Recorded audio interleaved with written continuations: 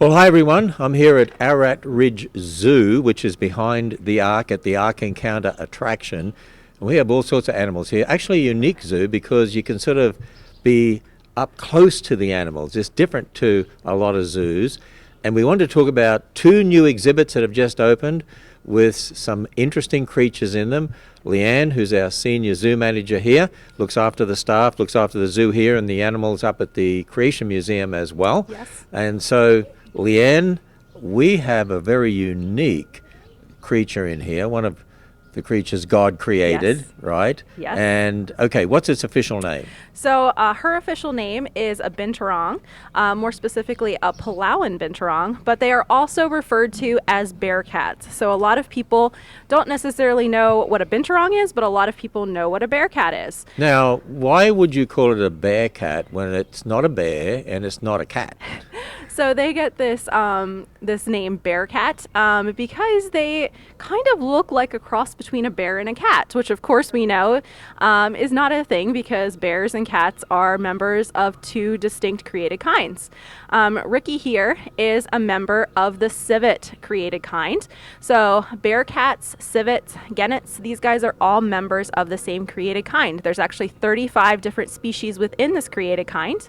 And there are 9 species of bearcat.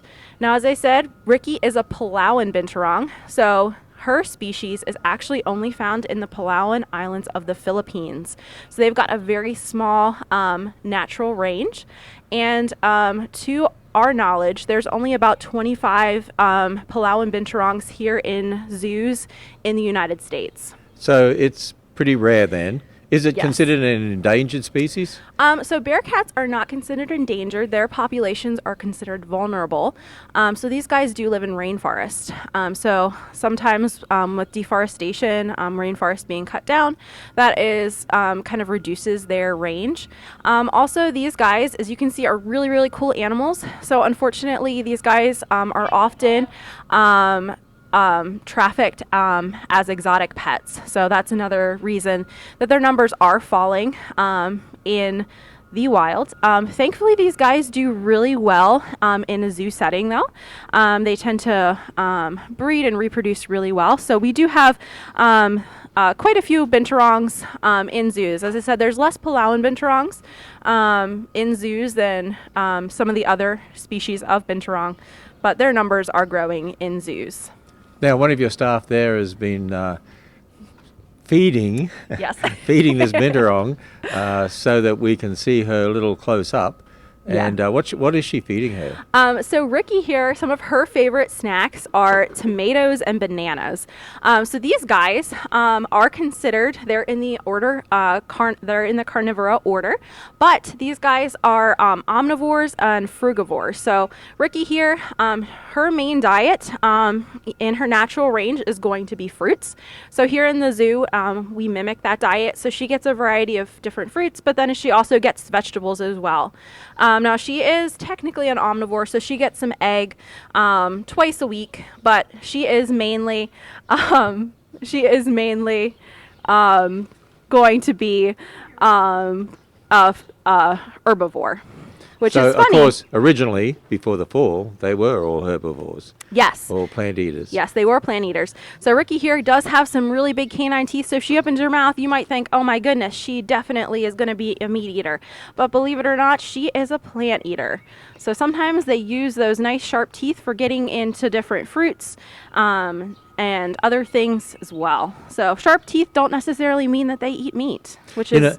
I've actually been down here a few times since you've actually put this binturong in here. And what was her name again? What are you calling her? Rikki. Rikki, since you put Rikki in here. But I didn't realize she was so big.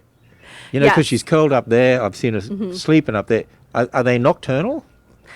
These guys are nocturnal, so they spend most of their day sleeping. Now Rikki will she will get active if we have some food out right now. So you can see tomatoes, bananas. They are definitely some of her favorite foods. So she will get active if there's food out, but mostly during the day she's going to be kind of snoozing, napping around. She does like climbing around and exploring her habitat though. So you may see her active usually early in the mornings like this. So if you come down to the zoo around 9 o'clock, you might see her out a little bit more active, and then again in the evening. Since we're open till 8 o'clock now for the summer, you may see her get active a little bit more in the evening as well. It's fascinating to watch. I've never seen one before, and I've only ever seen her asleep, as I said, since she's been here. And I didn't realize she was so big and yes. Fascinating So creature. the females in this Binturongs, bearcats, the females typically are quite a bit bigger than the males. So she right now is about 20 pounds. These guys, females, can be anywhere typically from 30 to 50 pounds when they're fully grown. Now the Palawan Binturong is known for being a little bit smaller. So she probably won't hit 50 pounds. But these guys are quite big animals. They can be 3 feet long. And another cool fact, if you notice her beautiful tail here that she's kind of using as she's climbing around, is that bearcats do have fully prehensile tails. So they can actually they can hang by their tails. And there's only two mammals in the order Carnivora that can do that, which are the bearcats and the kinkajous. So bearcats are the only what we consider old world animals that can actually have a fully prehensile tail that can hang by the tail. Now, she's a mammal, not a marsupial. Not a marsupial. Okay, not an egg-laying mammal. she's a mammal, and she's all alone. Yes. I've had people on my Facebook say, "Are you going to get her a mate? She's all alone." Do they like being alone? So Binturongs in their native ranges are going to be solitary, or they will live in different family groups, usually a male and a female and maybe their cubs. Rikki here, she's only 2 years old. So these guys typically reach maturity around 4 years old. So Rikki here is not fully mature, so we would not at this point want to put a male with her, just because she's not quite old enough to have cubs yet. And also because these guys there's only about 25 of them in the country right now, finding her a companion or a mate is going to be a little bit more challenging since she is a Palawan Binturong. But we are definitely looking towards the future, maybe having different opportunities, maybe to work with another facility to possibly have some little Binturong cubs once Rikki, reaches adulthood. But these guys are perfectly happy and content living by themselves. They definitely do not need a companion. You can see she's perfectly content in this habitat.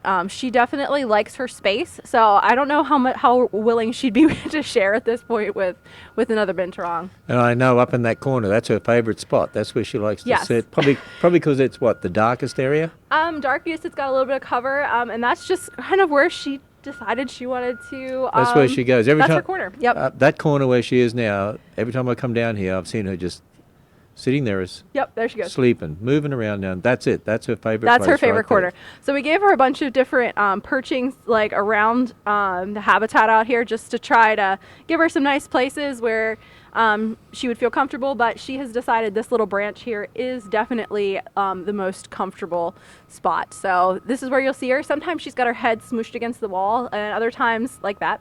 Or sometimes she's turned around with her tail. Usually she'll kind of loop her tail around the branch there to help kind of steady herself and support herself. There she goes. She's a silly girl. But yeah, this is her favorite spot. So if you come down to the zoo and she is out on habitat, this is probably where you're going to find her. That's how I've seen her every time I've been down there, just like that. She's ready to go back to sleep now. Had a little fun.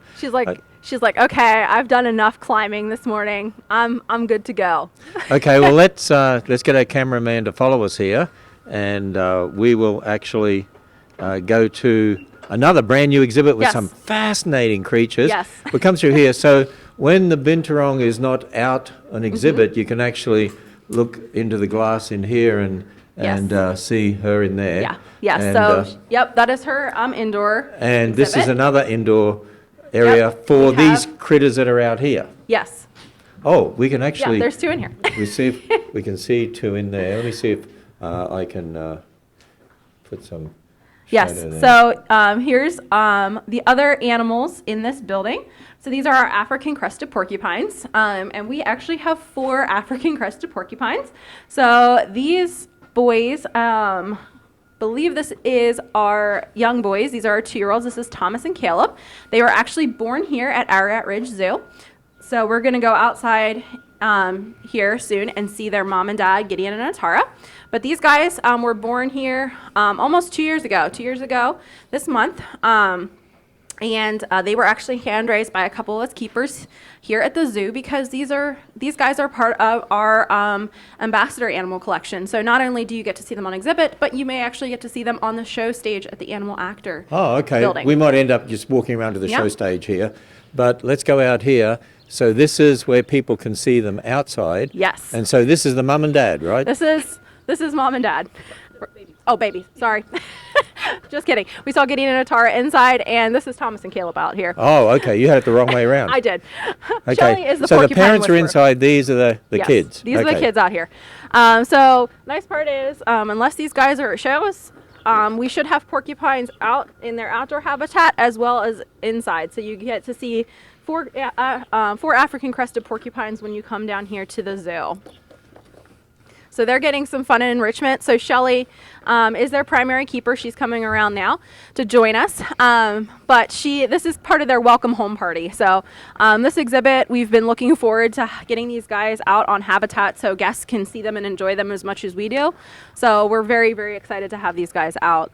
So that looks like one of those things they hang up in Mexico, isn't it? Then you bang them and... Yes. What do you call those? Piñatas. Oh, yeah, piñata. Yes. You Yes. mean you have porcupine piñatas? Well, the porcupines have piñatas today, yes. So what's inside there for them? So that is part of their morning diet. So sweet potato, jicama, some lettuce, romaine lettuce, and probably some beet. Maybe a little fruit treat because I got to spoil them.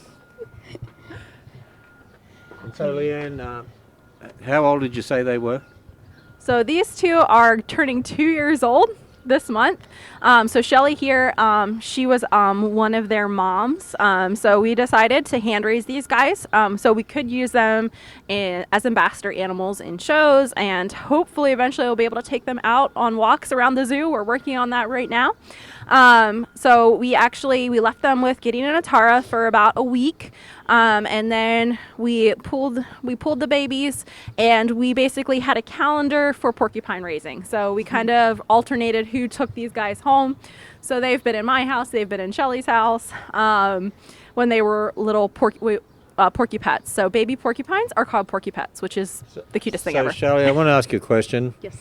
Because people ask this. Look at those quills they have there.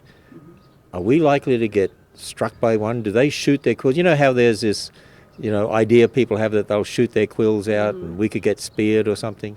That is a complete myth. So they cannot shoot them. They do shed them naturally. They're just a type of hair. It's made out of keratin, just like our hair and our fingernails. However, they do use them for defense. The way they do that, if they're alerted to something, they will flare those up, much like you might see a peacock raise their feathers. And then they will stomp to warn you away. They've got some tail quills there that are hollow, and they can rattle those, mimicking like a rattlesnake.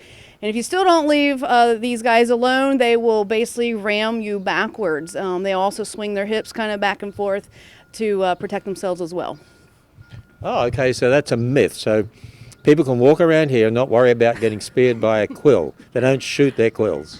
As long as they don't upset them, they will not get harmed, but you're correct. They cannot shoot those quills. Well, that's good. I'm glad we got rid of that particular myth. And so these are African crested. Now, are there many of those in zoos? Yeah, they're used a lot for ambassador animals, so shows and things like that, just kind of specialty programs. I feel like we're a little bit different because ours are on exhibit and they're used for shows. So like Leanne was describing, we started taking them home and working with them very early on. So I use that time to get them on a harness and a lead. So they go out on the stage here for shows during the day, and they walk on their harness and lead. And like Leanne said, we're hoping to hone that in a little bit more and get them out and about in the zoo a little bit. So you actually had these in your house? Yes. like pets. Yes.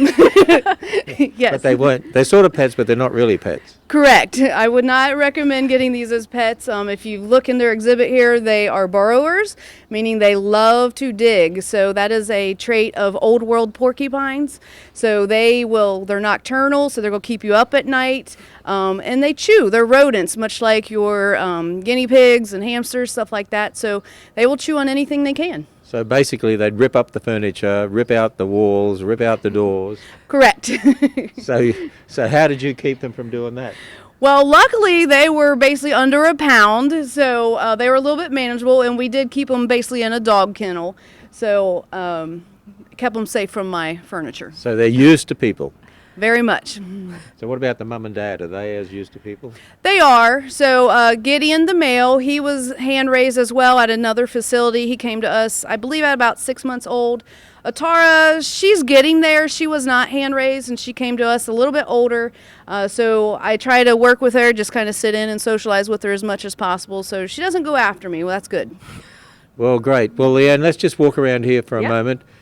This is a beautiful exhibit that our construction team we have here at the Ark Encounter, they build all these exhibits. We do all that ourselves with our own talented staff, and even all this intricate stamping they did here on the concrete makes it look like nice stone. Yeah, when we were designing this exhibit, I said I really kind of wanted to have this rock kind of just making it look as natural as possible. So this is the idea that our site development crew came up with, and I love it. So we have just opened this area, so there's more plants to go in here yet. I know they're going to bring a lot more plants in. And I think it's this area here. What are we going to build here? So what we're going to have here is a small rotational exhibit. So what we're going to be doing is some of our program animals that aren't on exhibit, especially our larger lizards and our larger snakes, they're going to on certain days, we're going to have a kind of a rotation of what animals are out here. So you'll get to see sort of like a reptile exhibit? Basically a seasonal reptile exhibit. Seasonal reptile exhibit, okay. And this is the area, I know since the temperatures have gone up and you're back to doing live programs out here, when the temperature goes down, of course, and during winter we do the programs in the Answer Center, but then you're doing, 3 and 4 a day now? Yes. So Monday through Thursday, we have 3 programs a day at 1:30, 3:30, and 5. And then on Friday and Saturday, we have an 11:30, a 1:30, a 3:30, and a 5 o'clock program here at the Animal Actor And stage. these are very popular. Yes. People pack in here. Yes. And you get up on stage. What sort of animals do you have up there on stage? It's called our Animal Actor stage. So we have our ambassador animal collection has grown quite a bit. So we have a variety of snakes, lizards. We also have a couple birds. Our Eurasian eagle owl appears in our shows here. We're hoping to get our Vanderdecken hornbill flying on the stage. We're still working on that, but we're hoping to debut her sometime this summer. And then we have some mammals that have come on stage. My favorites are we have a red kangaroo and a Bennett's wallaby that are harness trained, and they come out on stage. Oh, wow. And I've seen a trained pig. Yes, and our pigs, we have pigs that come out and do shows as well. So there you are. So make sure you come and visit the Ark Encounter, and you'll get to see the Binturong and the porcupines and all the other animals that are here. The rest of the zoo goes back up towards the Ark there, and then around the corner down here. And then we're also adding a savanna area over the back there. They're working on that right now. And then we have the camel rides over here.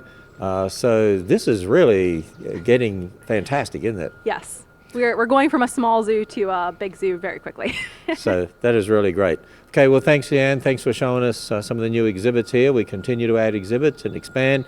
Come visit us here at the Ark Encounter and also the Creation Museum. We have a number of animals. What sort of animals do we have at the Creation Museum? And they do live programs up there each day too, in Legacy Hall. Yes, we do live programs at the Creation Museum in Legacy Hall. And this summer on Saturdays, we're actually going to have 2 shows that feature some of our animals from the Ark Encounter at the Creation Museum. So we're really excited to be able to kind of share animals a little bit between the facilities. Right now at the Creation Museum, we've got goats and alpacas. We've got our white-nosed coatis, Bennett's wallaby. We also have some pigs that are hopefully going to be making their debut at the Creation Museum soon as well. So lots of fun animals there. And we have a special guest who comes and does Snakes Alive programs. Yes. So Rick Tepin, who does our Snakes Alive program, starting in June, he will be down here on Saturdays at our animal actor stage. So he'll be doing the 11:30, 1:30, and 3:30 shows. And then he also does shows at the Creation He Museum does too. shows at the Creation Museum too. So there we are. So come and visit both attractions as soon as you're able to, and then keep coming back because we keep adding programs, we keep adding attractions, keep adding animals. Yes. So tremendous place to come and visit. Bring your family, God-honoring, family-friendly Christian facilities where you don't have to worry about what they're going to hear or see, and it's all to honor the Lord and teach people the truth of God's word and the gospel. So you all have a blessed day.